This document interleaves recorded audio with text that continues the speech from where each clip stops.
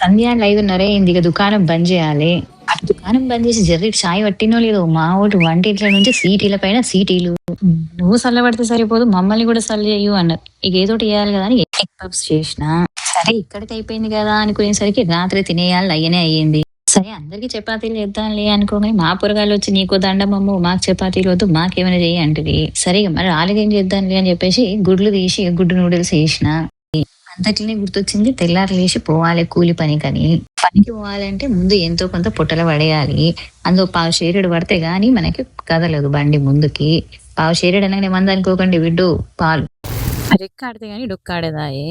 రోజుకి 3 పూటల తిండి ఒక పూటనే వండుకోవాలి. అలా మధ్యాహ్నానికి కూడా ఏదో ఒకటి కావాలి కదా అని మిగిలిన కూరగాయలని తలాయిని డబ్బాలో పడేసుకుని ఆయనతో సర్ది కట్టుకున్నా. నాకైతే కట్టుకున్న సర్ది మరి ఇంట్లో ఉండేటోళ్ళకి కూడా ఏదో ఒకటి కావాలి కదా అని ఆయనతో వాళ్ళ కోసం ఆలుగడ్డ కూర చేసిన. ఇక ఇవి చేసినాక ఫంక్షన్ నోడికి రాత్రి 9:30కి ఓపిక ఏడు ఉంటది ఉండదు. ఆయనతో ఇక అన్ని చేసి కిచెన్ క్లీన్ చేసి ఆయనతో ఇక మడుచుకు అన్నా. ఇది నా దినం.